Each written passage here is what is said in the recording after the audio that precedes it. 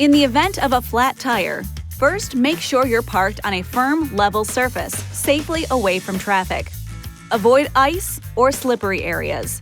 Turn the hazard lights on, turn the ignition off, and set the parking brake. There should be no one in the vehicle. Block the front and rear of the wheel diagonally opposite the jacking position. For example, if the left rear tire is damaged, block the right front tire. If your vehicle is equipped with air suspension, automatic leveling should be disabled in the Uconnect system by selecting Tire Jack mode.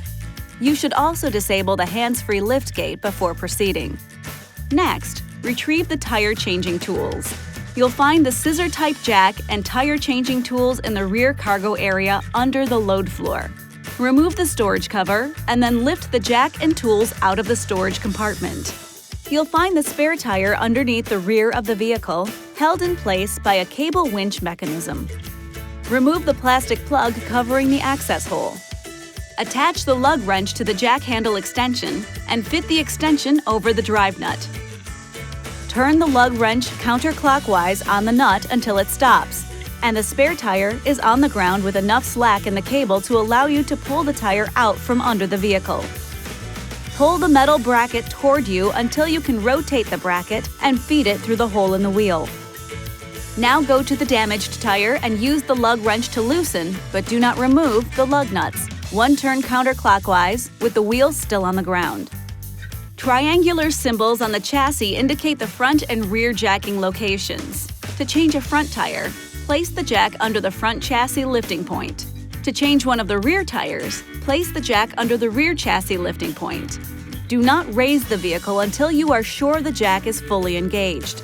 With the lug wrench attached to the jack handle and extension, raise the vehicle by turning the jack screw clockwise. Raise it until the tire just clears the surface with enough clearance to install the spare.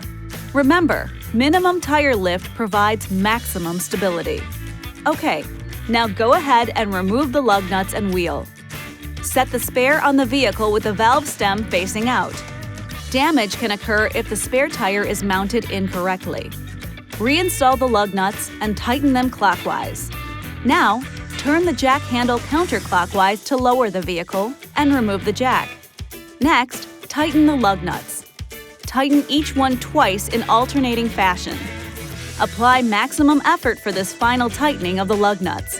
It's always a good idea to have the tightness checked with a torque wrench by an authorized dealer or at a service station. To secure the damaged tire, position the wheel behind the rear bumper facing inward. Then, push the end of the winch's cable, spring, and steel sleeve through the hole. Make sure the back of the road wheel is facing the ground and slide it until it is directly under the winch.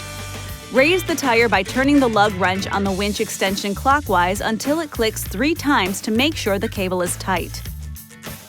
Now just secure the jack and tools in their proper locations and you're ready to go.